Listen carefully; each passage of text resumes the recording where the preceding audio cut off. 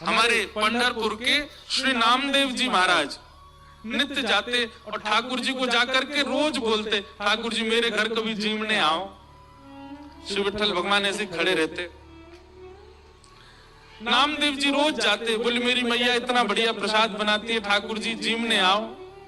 तो नामदेव जी से कभी कभी ठाकुर जी बोलते थे, ठाकुर जी कहें पूरी दुनिया यहीं लेके आ जाती है, तू भी लिया यहीं पे, हम यहीं खड़े यहीं पालेंगे। बोले नहीं, मेरे घर आओ पाने के लिए।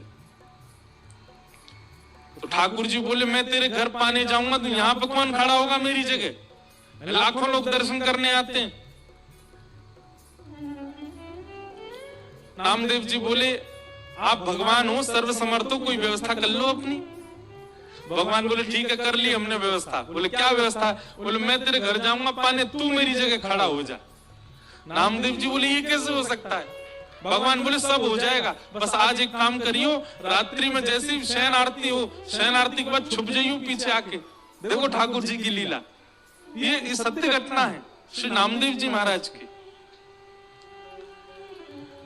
नामदेव जी छुप गए।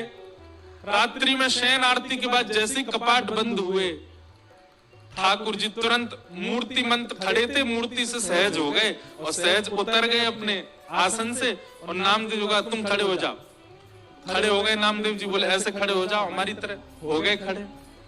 अब ठाकुर जी उनका श्रृंगार कर रहे हैं, अपनी जैसी पगड़ी पहनाई, अपने जैसे वस्त्र पहनाए, अपने जैसे पूरे हाथ पाम कर दिए, कहीं से काजल ला करके हाथ पाम में लगा दी, बिल्कुल कारे बना दिए नामदेव जी।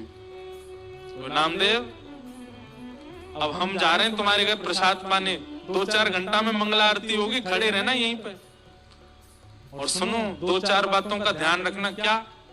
ये सुबह सुबह पुजारी आकर के तुमको ठंडे ठंडे पानी से नवाएंगे, ठिठर मत जाना। अंदर से ठंडी लगे तो भी रोक लेना। नामदेव जी बोले वो कैसे रोकूंगा? बोले हम नहीं रोक रहे इतने साल से, रोज रोज हमको भी नवा देते हैं सुबह 4 बजे, हम भी तो अपनी कंपन होता रोकते हैं उसको। और सुनो फिर दूध से नवाएंगे तुमको, उसके बाद शहद डालेंगे तुम्हारे ऊपर।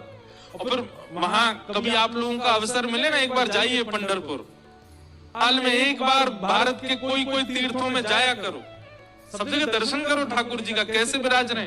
तो कभी पंढरपुर जाओ तो हमारे कहने से वहां की काकड़ा आरती सुबह होती है 3:30 बजे, उसका दर्शन करना। काकड़ा आरती जो हमारे ब्रज में मंगला आरती होती है, वही वहां काकड़ा आरती। तो काकड़ा आरती में क्या करते हैं?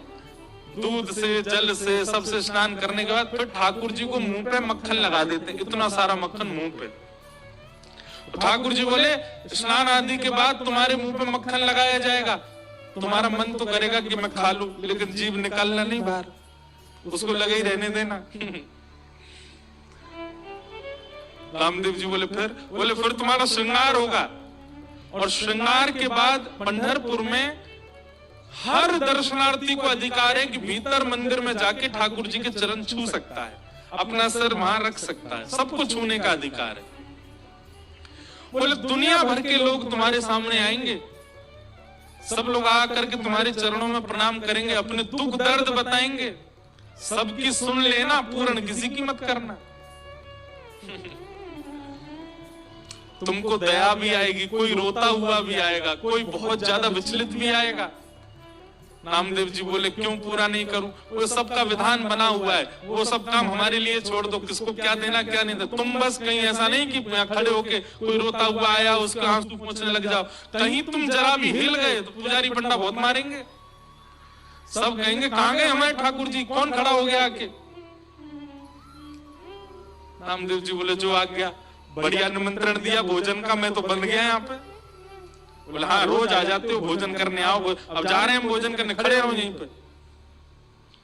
और श्री पंडरीनाथ श्री साक्षात द्वारिकाधीश अर्धरात्रि में नामदेव के घर गए, अकेले द्वार खटखटाया, माँ अंदर से चिल्लाती हुई ये नामा पूरे दिन मंदिर में पड़ा रहता, आधी रात में आता, सब सो रहे हैं यहाँ पर। जैसे ही द्वार खोल करके देखा, आहा सुंदर श्री पंडरीनाथ भगवान द्वार पर खड़े हैं, स्वर्ण का मुकुट पहना है, स्वर्ण के आभूषण पहने हैं, कंधे पर हाथ रख करके मधुर कटाक्ष नेत्र हैं ठाकुर जी के, मंद मंद मुस्कुरा रहे हैं। नामदेव जी की माता जी तो विट्ठल, हाँ मैया मैं ही आया हूं विट्ठल। नामदेव रोज निमंत्रण लेके आता, मेरे घर प्रसाद पाने आओ, मैं आ गया।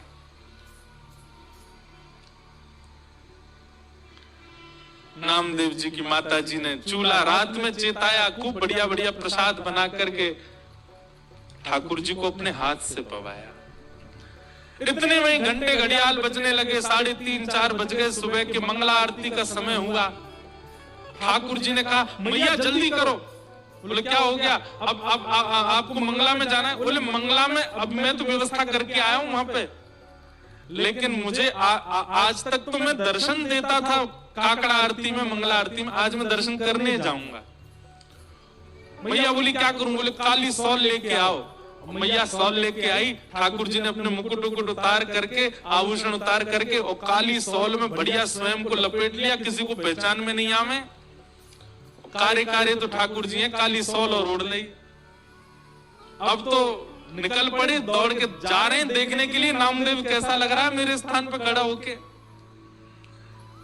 दर्शनार्थी लाइन लगा करके खड़े थे, उन्हीं में ठाकुर जी खड़े हैं और दूर से ही निहार रहे हैं। नामदेव जी चुपचाप नेत्र बंद करके, हाथ बिल्कुल कमर पर, जैसे पंडरीनाथ भगवान खड़े होते हैं बिल्कुल वैसे ही खड़े हैं। और ठाकुर जी दूर से ही देख करके नामदेव की बलियां ले रहे हैं। आहा मेरो नामा कितना अच्छा लग रहा है। गर्भगृह में जैसे ही ठाकुर जी पहुंचे, ठाकुर जी के आते ही नामदेव जी को पता चल गया कि ठाकुर जी आए हैं। तो नामदेव जी मन में सोचे सब प्रणाम कर रहे हैं कि ठाकुर जी प्रणाम नहीं कर रहे मुझको, मैं कैसे रोक पाऊंगा? ठाकुर जी प्रणाम कर रहे हैं। ठाकुर जी गए, नामदेव जी को देखा, नामदेव जी को देख करके जैसे ही नीचे सर झुकाया, नामदेव जी के नेत्रों से आंसू गिरने लगे। नाथ ये कैसी लीला कर रहे हो आप? बलैया लेने लगे। अद्भुत हैं बंधुओं ठाकुर जी। ठाकुर जी जैसा प्रेम कौन कर सकता है? अपने भक्त को अपने स्थान पर खड़े होकर उसके दर्शन करने आए। पहले तो खूब बलैया ली और फिर उसके बाद ठाकुर जी बोले ए नामा तुझे नोच के भाग जाऊं? तू जोर से चिल्लाएगा, पंडित पुजारियों को पता चल जाएगा। नामदेव जी बोले ऐसा मत करो, मैं किसी को बताऊंगा कि आपने मुझे खड़ा किया, कोई मानेगा और नहीं। ठाकुर जी चिढ़ा रहे नामदेव जी को, नामदेव जी घबरा रहे हैं। ऐसी लीला, इसको कहते हैं रास। क्या कहते हैं? रास। ये लीलाएं जब ठाकुर जी आपके लिए सहज हो जाते हैं, ठाकुर जी आपको प्रायोरिटी देने लग जाते हैं, ठाकुर जी आपके लिए यह भूल जाते हैं कि वे परमात्मा है, इसको कहते हैं रास। रास का मतलब नाचना नहीं होता। रास का मतलब इन गोपियों के लिए ठाकुर जी सहज हो गए, इन गोपियों के लिए ठाकुर जी ने अपना परमात्मा वेश त्याग दिया, इन गोपियों के लिए ठाकुर जी सरल बन गए, दीन बन गए, इसीलिए उसको रास बिहार कहा। और वृंदावन में रास नहीं किया ठाकुर जी ने, महारास किया। महारास मतलब आज तक ठाकुर जी महारास बिहारी हैं, मतलब आप जाकर के प्रस्तुत करो। आज भी ठाकुर जी अपने पाषाण वेश को त्याग करके आपके लिए सहज होने को तैयार बैठे हैं वृंदावन में। ये केवल वृंदावन में और कहीं नहीं। आज भी वृंदावन में कितने वैष्णवों को अनुभव होता है। श्री बिहारी जी में तो पर्दा ही हमारे बार बार लगाया हो जाए कि कहीं कोई टकटकी लगा के बिहारी जी को देख नहीं ले, नहीं तो ये वही के संग चले जाएंगे। आपके नेत्र कहीं ठाकुर जी से नहीं मिल जाए, इसलिए बार बार पर्दा किया जाता है बिहारी जी के आगे। एक बार चले गए थे किसी के संग कहीं, तो ढूंढ ढांड के लाए, तब से नियम बन गया कि बार बार पर्दा करो। क्यों? क्योंकि बिहारी जी ने कोई से नैन मिला लिए, तो कैसो भी आदमियों बाकी संगी चले जाएंगे। बताओ कितने भोले ठाकुर जी हैं, किसी के संग जाने के लिए तैयार तत्पर बैठे। इसी को रास बिहार कहते हैं। आप कभी उस भाव से वृंदावन जाओ कि आपको सामने पाषाण एक ही मुद्रा में ठाकुर जी ना दिखें, कभी उस भाव से जाओ कि साक्षात श्री ठाकुर जी आपको अनेक मुद्राओं में दिखाई दें, आपको बोलते हुए दिखाई दें, आपके आगे कोई लीला करते हुए दिखाई दें, तब समझो हाँ अब मेरे संग रास हुआ। अभी हम रस में हैं, हमें रास में जाना है, और रास में जाने के लिए हमें अपना निर्माण करना पड़ेगा, अपनी मन बुद्धि और विचारों को वैसा करना पड़ेगा जिससे श्री कृष्ण रास करें।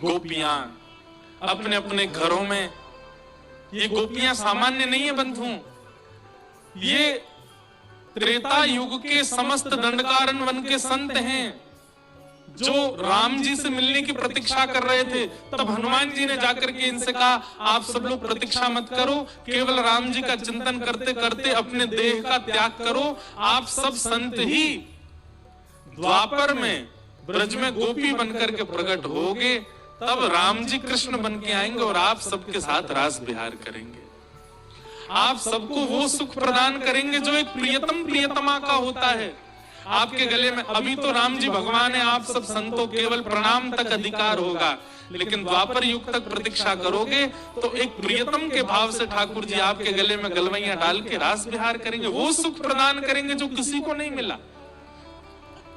तब से दंडकारण्य वन के संत वही द्वापर में ब्रज की गोपी बनकर के आए, और जैसे ही कृष्ण प्रकट हुए नंदरानी के भवन में, गोपियों ने जैसे ही श्री कृष्ण को देखा, नन्हे से कन्हैया को देखते ही सब गोपियों को याद आ गया कि अरे हम तो पूर्व जन्म के संत हैं और ये साक्षात राम जी ही कृष्ण बनकर के आए हैं हमारे साथ रास विहार के लिए। अब सब गोपियां प्रतीक्षा कर रही हैं ये कब उस भाव में आएंगे कि हमारे साथ रास करें, और आज वही दिन आया।